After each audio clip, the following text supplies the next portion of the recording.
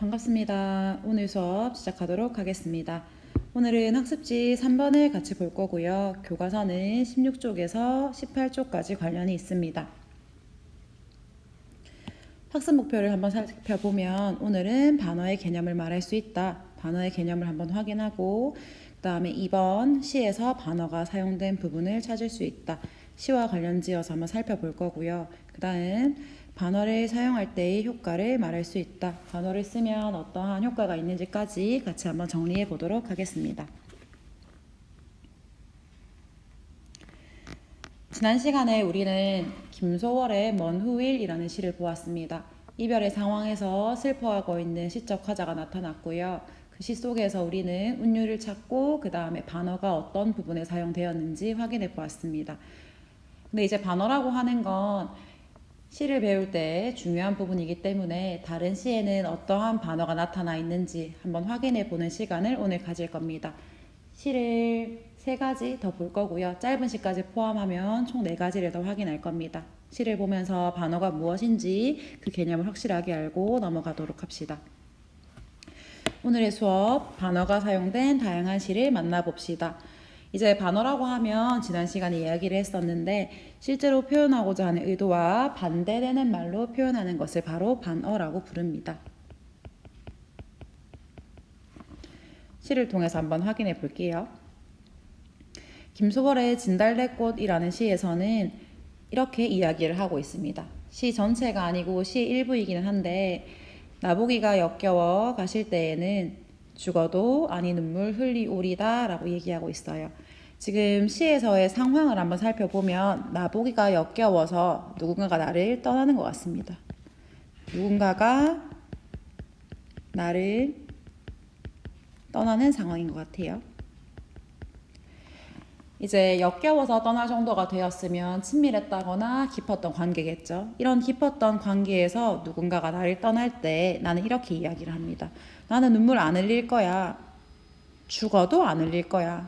죽어도 아니 눈물 흘릴 겁니다. 라고 얘기하고 있어요. 정말 슬프지만 네가 내가 싫다고 떠나가면 나는 절대 울지 않을 거야 라고 말을 하고 있습니다. 선생님이 표시를 한번 해볼게요. 죽어도 아니 눈물 흘리오리다 라고 얘기하고 있는 부분에서 겉으로 드러나는 말은 나는 울지 않겠다.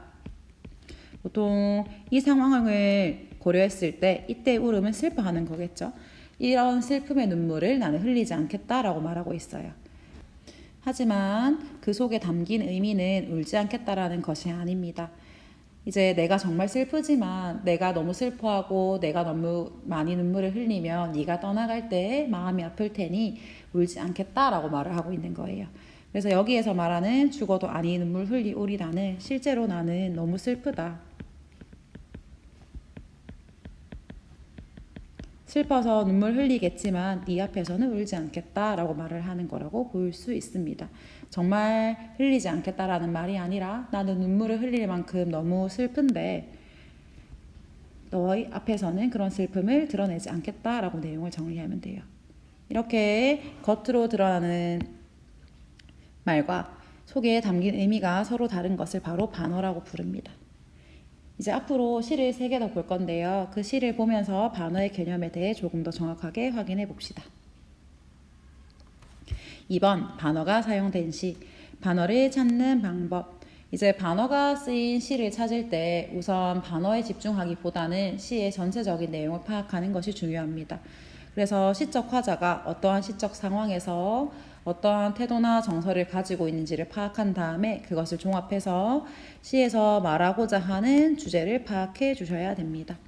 화자, 상황, 정서, 태도를 바탕으로 시의 주제를 파악하고 이 주제와 관련지어서 겉으로 드러나는 말과 속에 담긴 의미가 다른 부분이 있는지 확인합니다.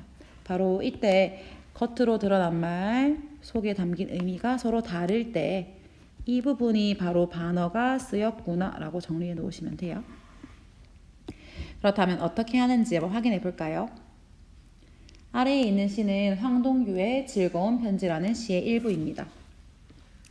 내 그대를 생각함은 항상 그대가 앉아있는 배경에서 해가 지고 바람이 부는 일처럼 사소한 일일 것이나 언젠가 여기 오타가 있네요. 같이 수정하겠습니다. 언젠가 그대가 하나 없이 괴로움 속을 헤매일 때 오랫동안 전해오던 그 사소함으로 그대를 불러보리라. 지금 나는 그대를 생각하고 있는 것 같아요. 나는 너를 생각하고 있는데 근데 내가 너를 생각하는 일은 사소한 일이다.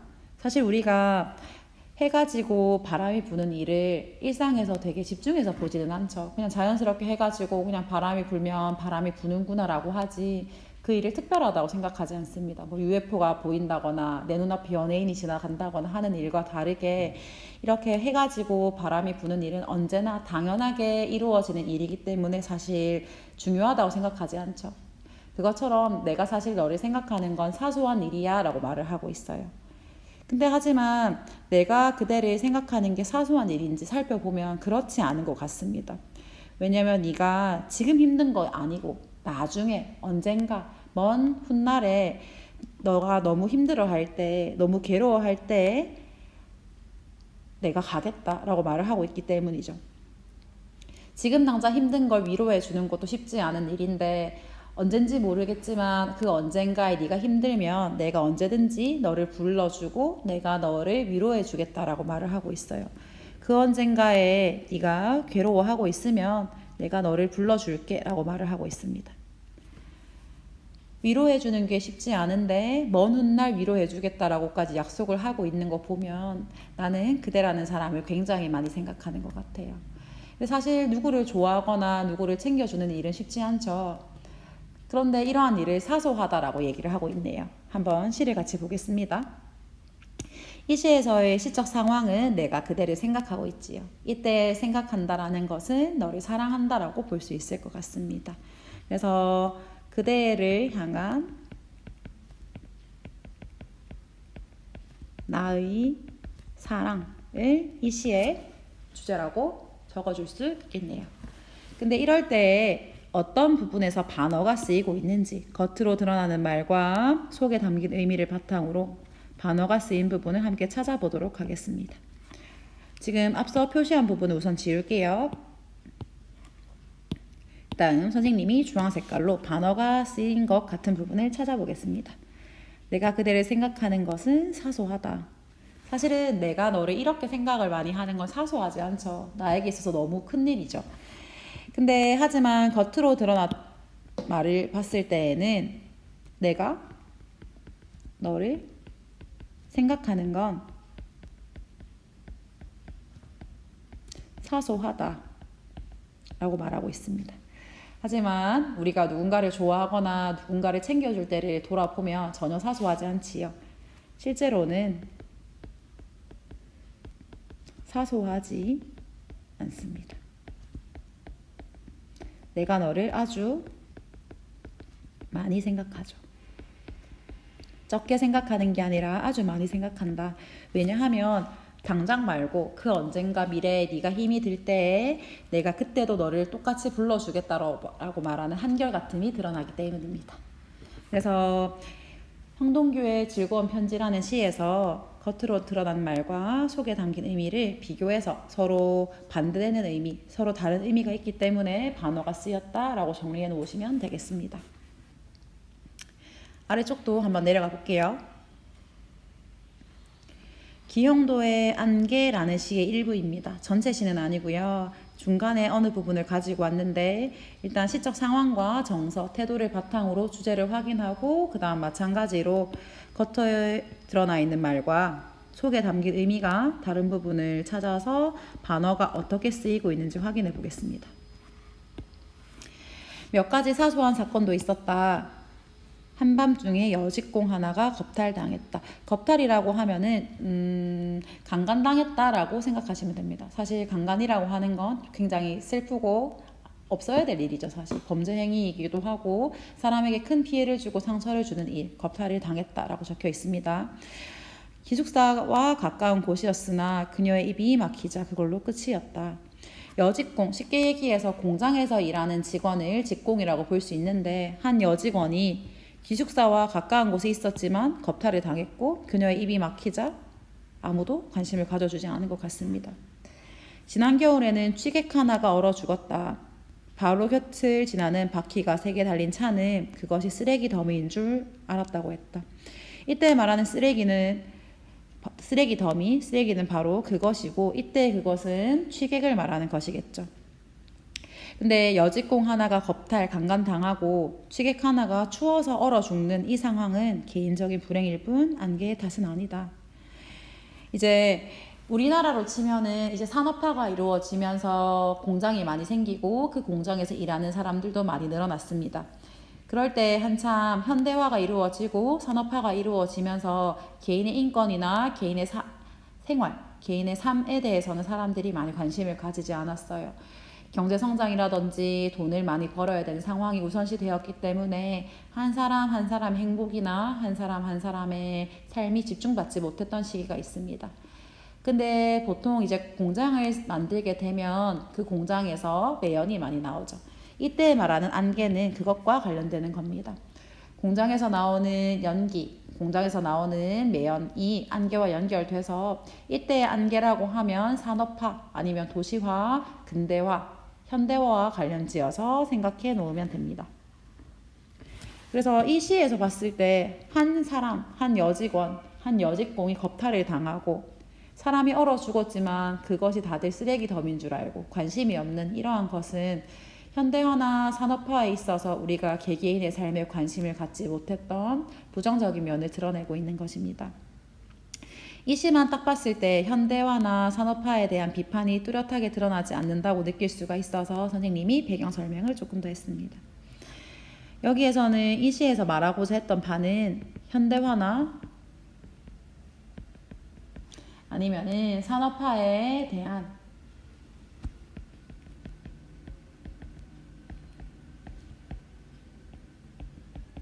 비판이 드러난다고 정리해 놓으시면 되겠습니다. 이때 현대화나 산업화에 대해 비판을 할 때 다른 사람에게 관심이 없는 이기적인 모습을 비판한다라고 같이 알아놓으시면 더욱 좋겠습니다.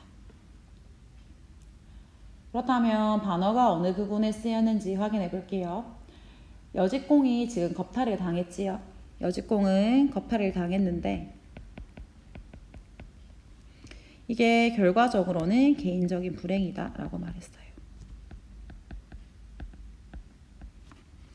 그 다음에 겉으로 드러났던 말은 안개와 관련해서 안개의 탓이 아니라고 얘기했습니다. 여직공이 겁탈당한 일이나 취객 하나가 얼어 죽은 일 모두 안개 탓이 아니라고 얘기해주고 있어요. 근데 사실 생각해보면 속에 담긴 의미, 한 사람이 나쁜 일을 당했지만 입만 막혔을 때 그걸로 끝이라고 하는 건 그 사람이 잘못해서, 그 사람이 불행해서, 그 사람이 운이 없어서 라기보다는 우리가 주변에 관심이 없는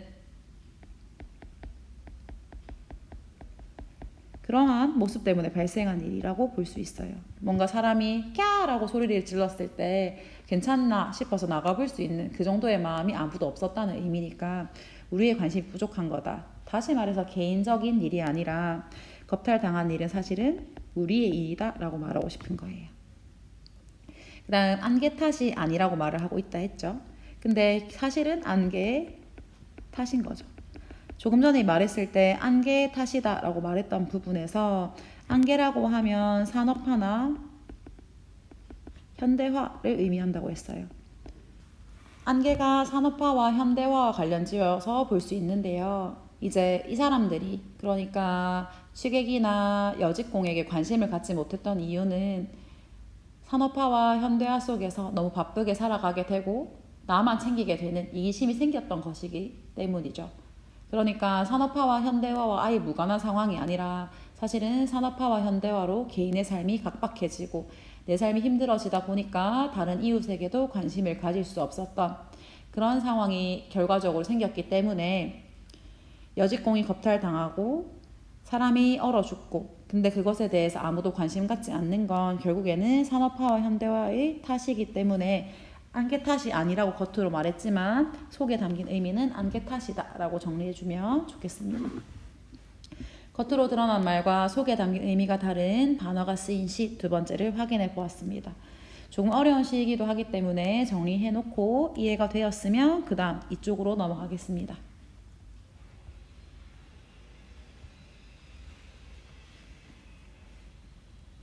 이쪽에 넘어가면 김광규의 묘비명이라는 시가 있어요. 이제 묘비라고 하면 죽고 나서 무덤 앞에 세우는 비석을 묘비라고 하지요. 그래서 그러한 비석에 어떻게 새길지를 정하는 게 바로 묘비명인데 어떤 시의 내용인지 살펴보겠습니다. 한 줄의 시는커녕 단 한 권의 소설도 읽은 바 없이 시도 읽지 않고 소설도 읽지 않았던 사람이 그인가 봅니다. 그러한 시도 읽지 않고 소설도 읽지 않은 이 사람은 한평생 행복했고 돈을 많이 벌었고 사회적으로 높은 자리에 있으면서 비석을 남겼나 봅니다. 죽은 상황인 것 같아요. 이렇게 훌륭한 비석을 남겼는데 이 묘비는 살아남아서 귀중한 사료, 역사적인 자료가 될 것이니 역사는 도대체 무엇을 기록하며 시인은 어디에 무덤을 남길 것이냐라고 얘기하고 있어요. 그라는 사람은 시도 안 읽고 소설도 안 읽고 책과는 거리가 멀게 살았지만 돈을 많이 벌어서 높은 자리에 올라서 훌륭한 사람으로 비석에 기록이 되었나 봅니다. 근데 이제 이 사람 그가 읽어주지 않았던 시를 썼던 자 여기서 나타나는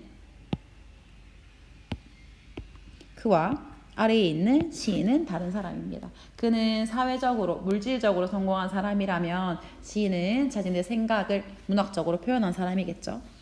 그는 돈 많이 벌어서 이렇게 좋은 묘비명을 세웠는데 자리를 남겼는데 시인은 아무도 시를 읽어주지도 못하고 어디에 과연 무덤이나 남기겠냐. 묘비명까지 바라지도 않는다.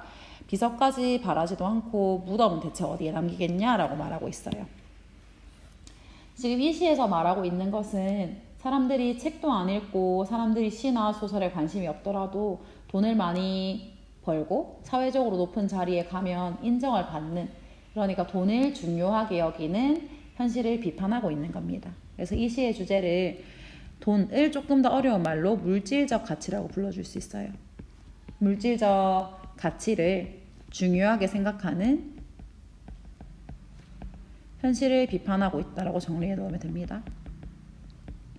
물질적 가치를 비판하고 있는 물질적 가치에 너무 지나치게 매몰되어 있는 사람들에 대해서 현실에 대해서 비판을 하고 있는데 이 시에서 어느 부분에 단어가 쓰이고 있는지 같이 한 번 더 살펴보겠습니다.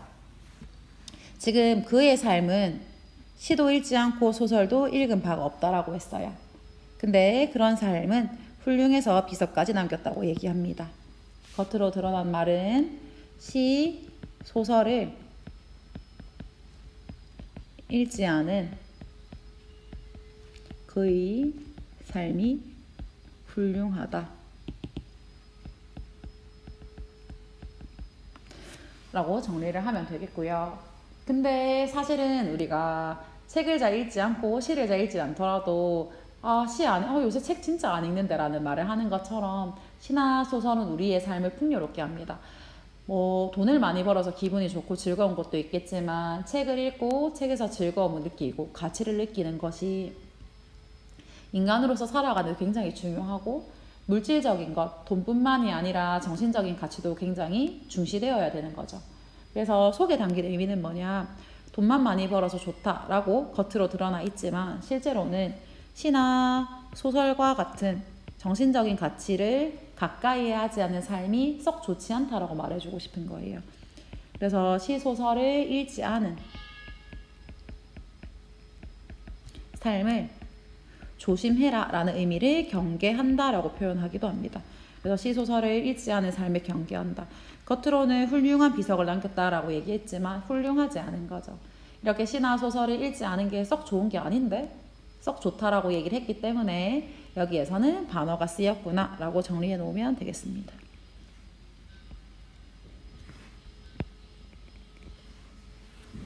지금 우리가 시 세계에서 반어가 쓰인 부분을 찾아보았는데 이러한 반어를 쓰면 과연 어떤 효과가 있느냐. 독자에게 신선한 느낌과 강한 느낌을 줄 수 있다. 예를 들어서 아까 전에 황동규의 즐거운 편지를 생각해 보면 짝사랑하는 시였죠. 그 짝사랑을 할 때 보통 짝사랑 나 진짜 열심히 한다. 나 진짜 많이 좋아해 라는 말을 쉽게 할 수 있지만 나 짝사랑하는 건 사실 별일 아니야. 나 그렇게 안 힘들다. 나 되게 사소하다 라고 말을 하는 건 보통 사람들의 예상을 빗나가는 방식이기 때문에 사람들에게 신선하다. 되게 신선하네? 신기하네? 라는 느낌을 주면서 되게 뚜렷하게 기억에 남게끔 강한 인상을 줄 수 있습니다. 그래서 내가 말하고 싶어 하는 것을 효과적으로 전달할 수 있다라고 반어 효과를 확인해 보시면 되고요. 오늘 보았던 반어의 개념, 반어가 사용된 시, 그 다음에 반어 효과를 바탕으로 오늘 수업을 요약해보고 다음 시간 시작할 때 발표할 수 있도록 준비해 주시면 되겠습니다. 오늘 수업도 고생하셨습니다. 안녕.